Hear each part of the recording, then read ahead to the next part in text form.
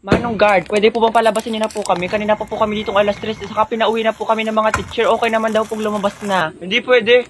Hindi pa time eh. Anong oras pa lang? Bingi ka ba, Manong Guard?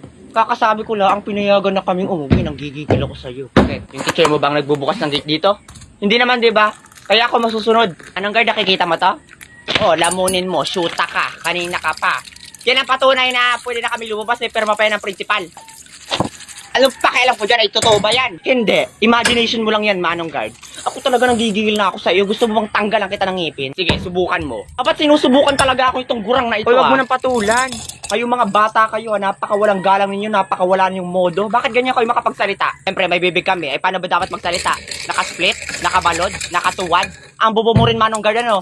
Eh, saan ba kami dapat magsasalita? Sa kilikili o ayan, kausapin mo. Layo mo nga sa akin yan, baka may pasabog ka pa dyan eh. Kung may pasabog man dito, yung hininga mo na yon, halos nga lahat ng bagang mo bulok na eh. Baka nga tinutubuan na yun ng kamote.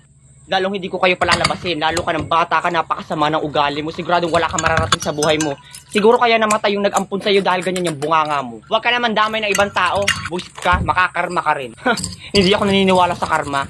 Manong guard, palabasin mo na sila. Sige po, ma'am. O, lumabas na kayo, mga buisit kayo. Buisit na guard yan, sakit sa ulo. Bibi! Oh my god, hala! Hala, nadaglasan si Manong Jeric. Hala, totoo? Hala, kawawa naman. R.I.P. that Jeric. Eh! May buhay pa daw. Ay, sayang naman.